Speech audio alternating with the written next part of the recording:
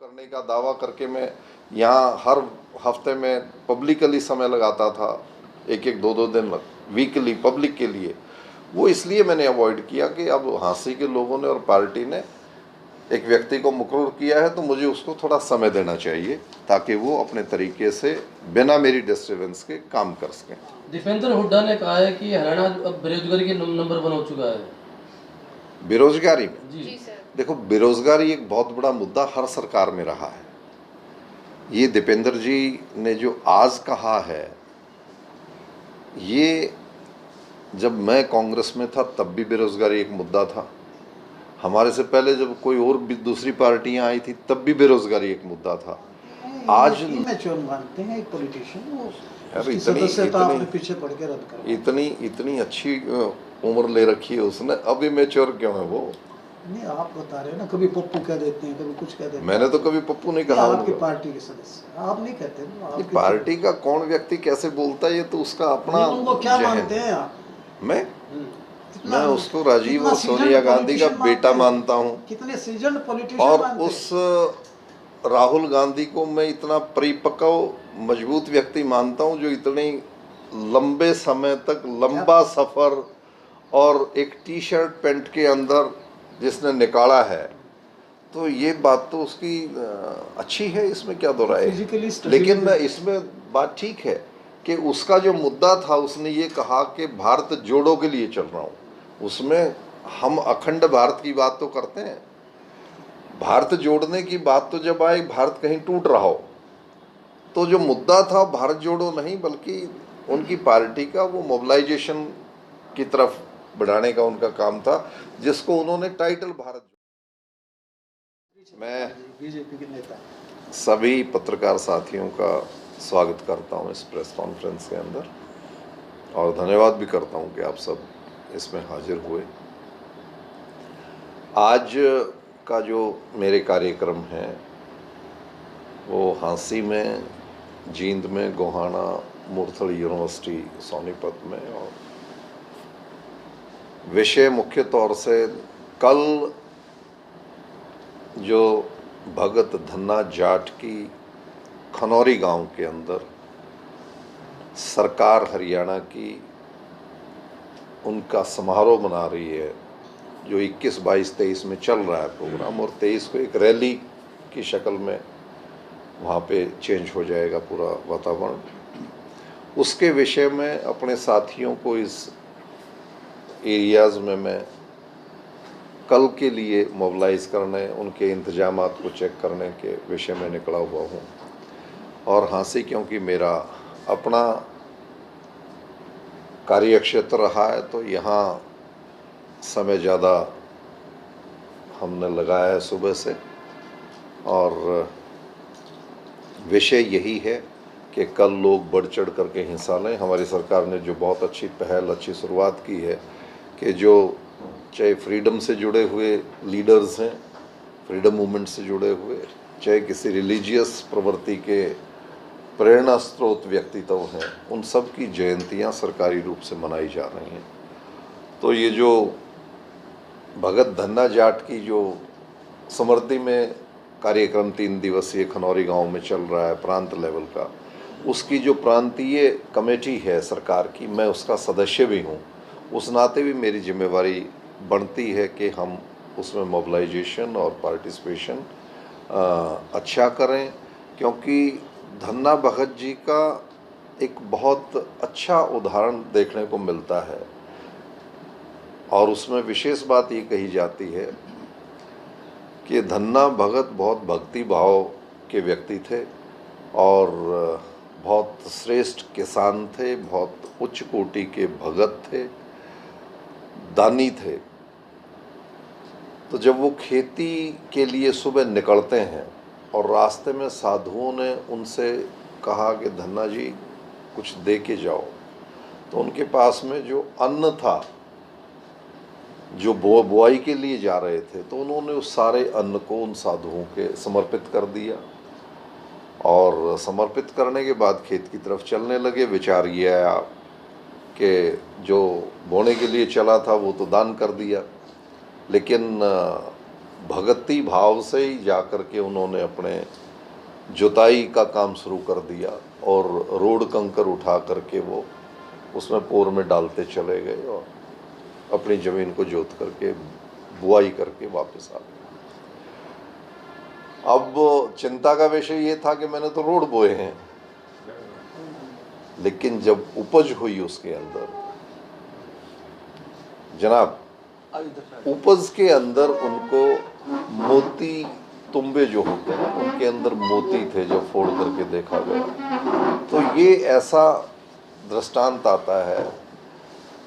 जन्म उनका 1472 के करीब था राजस्थान में, और एक जो वनस्थली है उसके पास में धुआं कलां गांव के अंदर वो माइग्रेट हुए थे, और वहीं पे दुपेश्वर नाम से शिव मंदिर वहाँ पे है, जो यूनिवर्सिटी भी है, और ऐसा दृष्टांत आता है। तो बहुत पुरानी बात तो नहीं है, 1472 में उनका जन्म था। इंटरप्ट कर दूं आपको?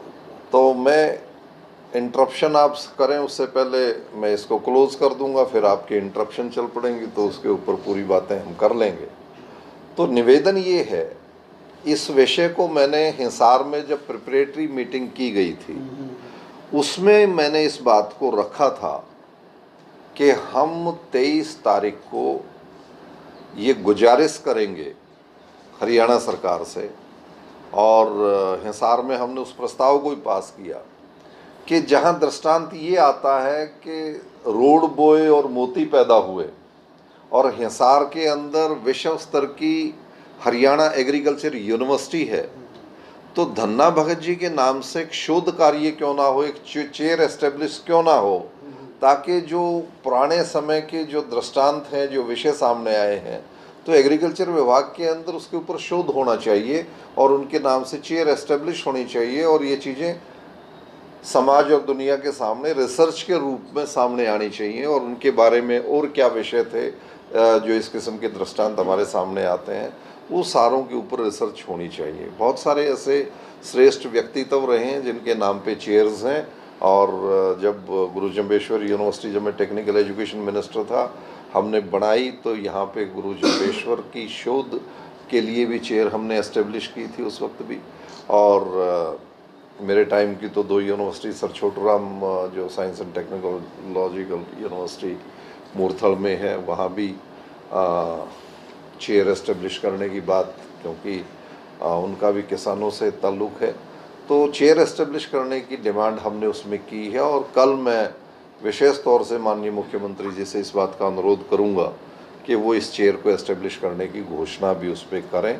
तो आज का तो विषय आप लोगों से रूबरू होने का यही था, ताकि जहां हम नहीं पहुंच पाएंगे वहां आपके माध्यम से एक आवाज़ पहुंचे और लोग मोबिलाइज हों, और कल की रैली के अंदर धन्ना भगत जी के प्रति श्रद्धा पूर्वक लोग उसमें शामिल हों, और उनके दृष्टांत के ऊपर चेयर की वो घोषणा वहाँ पे हो, ऐसी कल्पना में करता हूँ। निस्संदेह धन्ना जाट जिसे कहते हैं आप, पीछे उसके जाट लगता है, भगत धन्ना जाट, भगत धन्ना जाट, वो एक प्रोग्रेसिव फार्मर रहा अपने जमाने का, बहुत भगत भी था। जब किसान बीजेपी से विमुख है और जब इलेक्शन इतना नज़दीक आ गया है, तो तभी आपने भगत धन्ना जाट जिसके पीछे लगता है, एक पर्टिकुलर न्यूमन कलेचर उसके पीछे लगता है, तभी क्यों याद किया? इतने 4 साल 2 पिछली योजना में भी तो आपने चेयर बनवा सकते थे, उसके नाम से यूनिवर्सिटी डेवलप कर सकते थे। बहुत अच्छा सवाल आप करने लग रहे हैं, बिल्कुल एज पे हैं आप, क्योंकि आप इस बात को मान के चलेंगे कि जयंतियों का जब विषय आता है तो महीने सालों के हिसाब से कोई न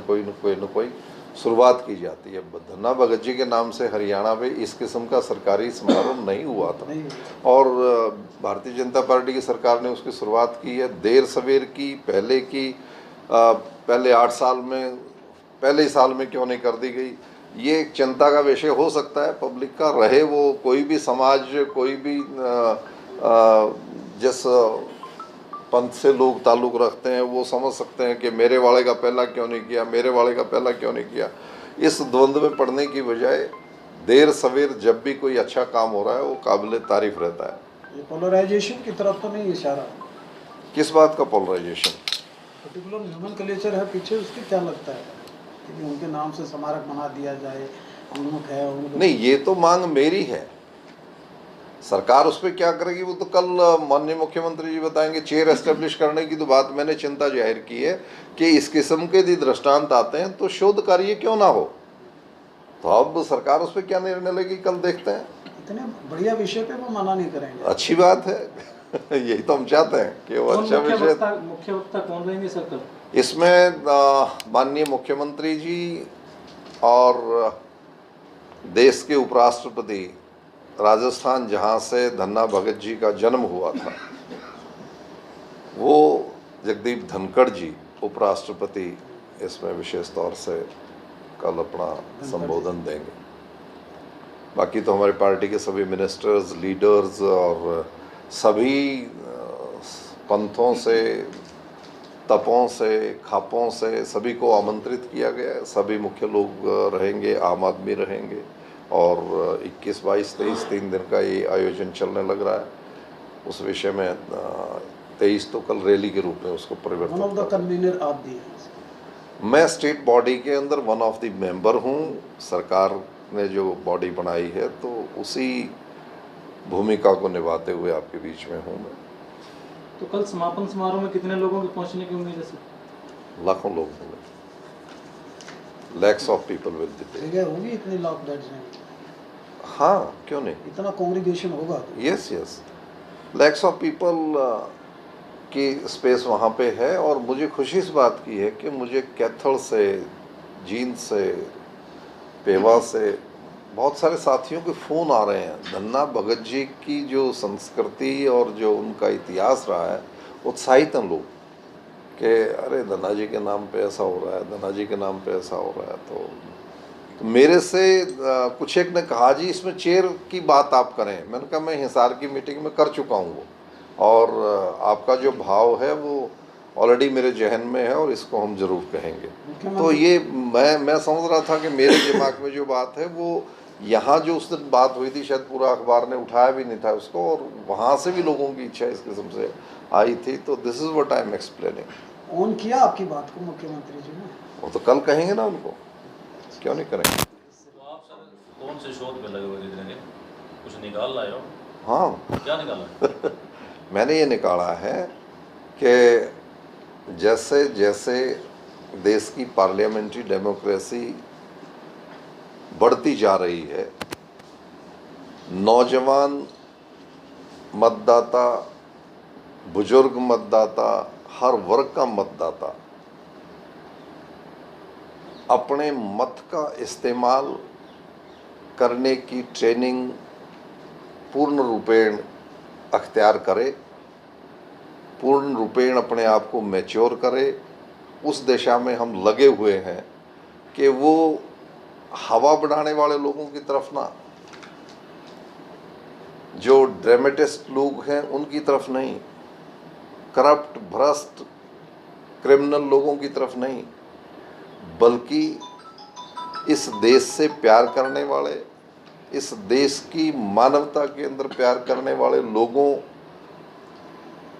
की तरफ देखे। और वो जो कमिटेड लोग हैं, जो आदर्शवादी लोग हैं इस विषय में, उनको सपोर्ट करने का मन बनाएं। तो राजनीति में ऐसे कौन से लोग हैं जिनकी तरफ देखा जाए? अमुक इलाके के अंदर, अमुक जिले के अंदर, अमुक प्रांत के अंदर, विभिन्न प्रांतों में, विभिन्न इलाके में अलग अलग किस्म से लोग, उस इलाके के लोग उनको समझते और पहचानते हैं। राहुल गांधी जी को आप क्या मानते हैं? मैंने तलवंडी के एक उसके अंदर मैंने भाषण दिया और उसमें मैंने कहा कि आप लोग चुनाव के समय में जब ये पूछते हो कि अब किसकी हवा चल रही है, तो इसका मतलब आपकी मानसिकता कहीं प्रयोग में नहीं ला रहे हो आप, और हवा का डिसीजन पहचान करके कहते हो फिर हवा इसकी चल रही है तो मैं इसी को दे देता हूँ।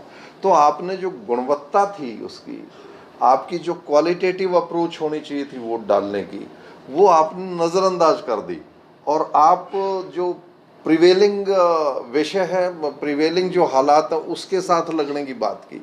तो पार्लियामेंट्री डेमोक्रेसी का जो अधिकार आपको वोट का मिला, अनेक शहीदों की शहादत के बाद मिला, फांसी के फंदे कितनी बहनों को हाथ मुहैया नहीं हुए राखी बांधने के लिए, कितनी उनकी मांगें उजड़ी और विधवा हुई, कितने बच्चे अनाथ हुए, उन लोगों की शहादत को आपने इस तरीके से लाइटली दरकिनार कर दिया।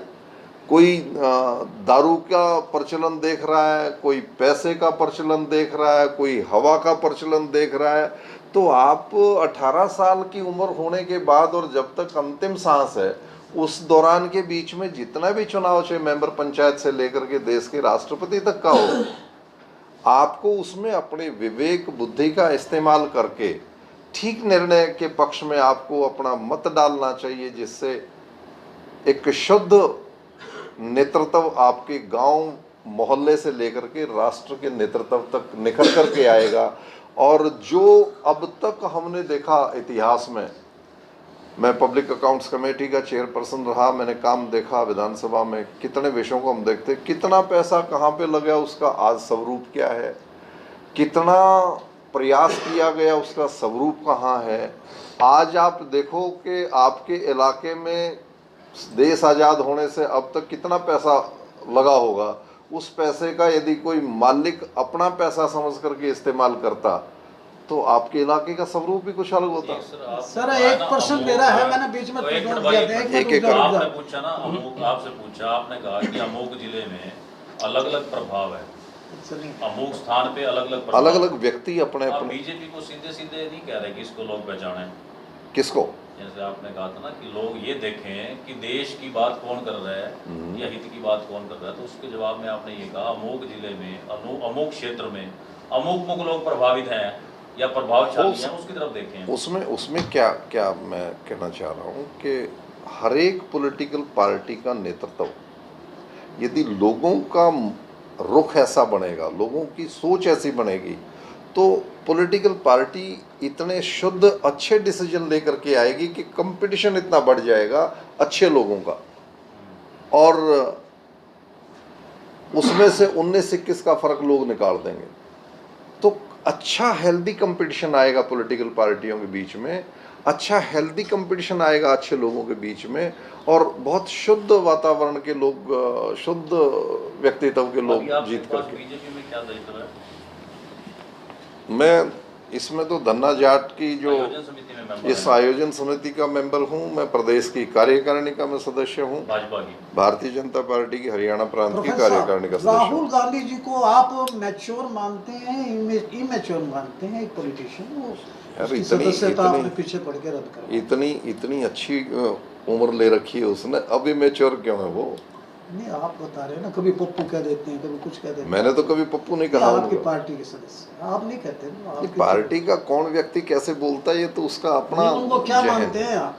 मैं उसको राजीव और सोनिया गांधी का बेटा मानता हूँ, कितने सीजन पॉलिटिशियन, और उस राहुल गांधी को मैं इतना परिपक्व मजबूत व्यक्ति मानता हूँ जो इतने लंबे समय तक लंबा सफर और एक टी शर्ट पैंट के अंदर जिसने निकाला है, तो ये बात तो उसकी अच्छी है, इसमें क्या दो राय है। लेकिन इसमें बात ठीक है कि उसका जो मुद्दा था, उसने ये कहा कि भारत जोड़ो के लिए चल रहा हूँ, उसमें हम अखंड भारत की बात तो करते हैं, भारत जोड़ने की बात तो जब आई भारत कहीं टूट रहा हो, तो जो मुद्दा था भारत जोड़ो नहीं बल्कि उनकी पार्टी का वो मोबिलाइजेशन की तरफ बढ़ाने का उनका काम था, जिसको उन्होंने टाइटल भारत जोड़ो दे दिया, जिसपे हमें भी ये लगा कि भारत तो अखंड भारत की बात तो हम शुरू से ही करते हैं और अखंड है भारत, भारत नहीं टूटने वाला है। तो आपको क्या लगता है इस भारत जोड़ो यात्रा से क्या कांग्रेस को कोई फायदा मिला है?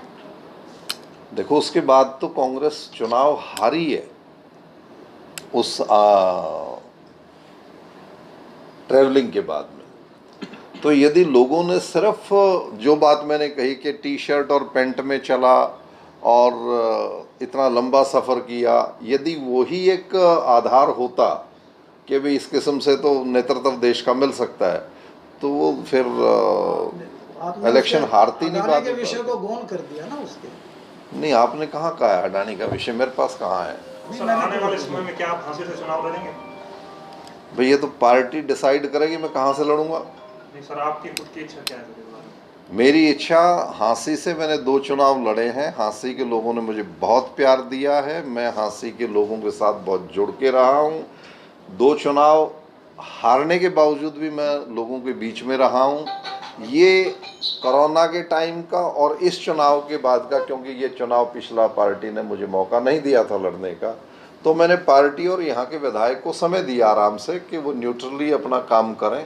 और मैंने अपनी इन्वॉल्वमेंट को इसलिए भी कम किया क्योंकि जो लोग मुझे मेरे साथ खड़े होते थे या आम हाँसी का नेतृत्व करने का दावा करके मैं यहाँ हर हफ्ते में पब्लिकली समय लगाता था, एक एक दो दो दिन वीकली पब्लिक के लिए, वो इसलिए मैंने अवॉइड किया कि अब हाँसी के लोगों ने और पार्टी ने एक व्यक्ति को मुकर्रर किया है तो मुझे उसको थोड़ा समय देना चाहिए ताकि वो अपने तरीके से बिना मेरी डिस्टर्बेंस के काम कर सकें। दीपेंद्र हुड्डा ने कहा है कि हरियाणा अब बेरोजगारी के नंबर 1 हो चुका है। बेरोजगारी में जी सर। देखो, बेरोजगारी एक बहुत बड़ा मुद्दा हर सरकार में रहा है। ये दीपेंद्र जी ने जो आज कहा है, ये जब मैं कांग्रेस में था तब भी बेरोजगारी एक मुद्दा था। हमारे से पहले जब कोई और भी दूसरी पार्टियां आई थी तब भी बेरोजगारी एक मुद्दा था। आज नौजवान, आज ही नहीं, नौजवान को दिशा देने का हर टेन्योर के अंदर काम किया जाना चाहिए। नौजवान को रोजगार देने का हर टेन्योर में सरकारों को सतर्क रहना चाहिए। मैं तो मेरा दावा कर सकता हूं कि जब मेरे पास मंत्रालय था मैंने इस दिशा के अंदर वो रेवोल्यूशनरी काम किया था। 2 साइंस एंड टेक्नोलॉजिकल यूनिवर्सिटीज़ मैंने एस्टेब्लिश की थी, गुरु जम्बेश्वरी यूनिवर्सिटी और सर छोटूराम यूनिवर्सिटी। मेरी 22 रिकमेंडेशंस थी रोजगार युक्त शिक्षा देने की। A comparative study in between Tamil Nadu and Haryana written by professor Chhatrapal Singh, वो आज भी लाइब्रेरीज में हरियाणा सरकार के उनमें मुकर्रर है। और 3380 के दाखिले वाला विभाग मेरे टेन्योर में 1.5 लाख पे हमने भिजवा दिया था। दक्षिण भारत में जो बच्चे डिप्लोमा डिग्री करने के लिए जाते थे वो हरियाणा में with in A tenure of 3 years 1.5 lakh पे हमने भिजवा दिया था। और जो दिल्ली को हम 3 तरफ से दबाते हैं हरियाणा के लोग, चंडीगढ़ हाईवे तक जो हमारा इंडस्ट्रियलाइजेशन था, और राजस्थान की तरफ जयपुर हाईवे के ऊपर जो धारूहेड़ा एंड दिस एरिया था, हमने ये कहा कि यूपी बिहार दूसरे प्रांतों से लोग आकर के यहाँ जॉब एंजॉय करते हैं और हमारे बच्चे हाथ पे हाथ रखे बैठे हैं। और आतंकवाद से मेरा हरियाणा प्रभावित होने लग रहा था, पंजाब में बहुत मुखर होकर के चल रहा था। तब मैंने कहा था कि बच्चों के हाथ में कलम चाहिए, ना तो ये बंदूक उठा लेंगे, और वो हमने डाइवर्ट कर दिया था। आज उस फैसले से हर गांव के अंदर मैं जब भी जाता हूं पूछता हूं कि तुम्हारे बच्चे क्या कर रहे हैं। उस टाइम के बाद के हैं कोई बच्चा 50,000 से लेकर के 5-5 लाख रुपए तक महीना की तनख्वाह लेने वाले बच्चे पैदा किए। आपकी इस अप्रोच को होलिस्टिक अप्रोच बना के बीजेपी क्यों नहीं चल रही है? आपने तो अपना एडमायर कर दिया, मैंने ये किया, पार्टी तो चल ही रही है, पार्टी तो चल ही रही है, लेकिन फर्क है इंडिविजुअल कमिटमेंट का और ऑन द होल कमिटमेंट का। सर अगर हम बात करें तो अब की बार हरियाणा सरकार में इतनी नौकरियां नहीं निकाली गई, और जिस तरीके से सर ने कहा कि हरियाणा पूरे जितने भी राज्य हैं उसमें हरियाणा इकलौता एक राज्य ऐसा है जिसमें बेरोजगारी रेट सबसे ज्यादा है फिलहाल के। ये नहीं कहा जा सकता कि इस सरकार ने रोजगार नहीं दिया है, ये गलत है, लेकिन ये भी ठीक है कि रोजगार देने की गुंजाइश बहुत ज्यादा है और ज्यादा रोजगार दिए जाने चाहिए। अगर स्टेट के बच्चों को काफी नौकरियां लगी और पार्टी को समय दिया है कि आराम से काम कर सके, उस समय तो फिर दे दिया आपने, बाकी क्या इरादा है? उस समय खत्म हो गया, चलना है। मैं आज धन्ना भगत जी के नाम के यात्रा के साथ साथ आपके बीच में हाथ हो गया। अब शुरुआत है ये, अब ये शुरुआत है। हाँसी को दोबारा से समय क्यों नहीं देंगे? बिल्कुल देंगे समय। और मैं दोबारा से हर हफ्ते हाँसी के लोगों के बीच में एक दिन पक्का मुकर्रर करके चलूँगा पहले की तरह से, और लोगों को ठीक राइटली मोटिवेट करना, क्योंकि मैं पार्टी के विधायक ठीक चल रहे हैं जो आपने समय दिया, आप रिजल्ट मैं इस बात का जब लोगों के बीच में आऊँगा तो इस बात का विश्लेषण मेरे सामने आएगा। अच्छा, आज दावेदारी है ना आपकी? तो मतलब दावेदारी तो निश्चित तौर से, जहाँ से 2 बार आप चुनाव लड़ो तो भाजपा से ही रहेगी ना। मैं भाजपा में हूँ। एक बार कांग्रेस से आपने चुनाव लड़ा था, एक बार हाँ भाजपा से लड़ा था, हाँ। तो अब की बार भी भाजपा से ही है ना? या मैं भाजपा में ही हूँ भाई। अच्छा, अभी तो हो ना वैसे? हाँ अभी तो हूँ, बता प्रदेश कार्यकारिणी का सदस्य हूँ मैं। ठीक है सर, बहुत बहुत धन्यवाद sir. My pleasure, thank you very much. बेचारे वहाँ पानी लिए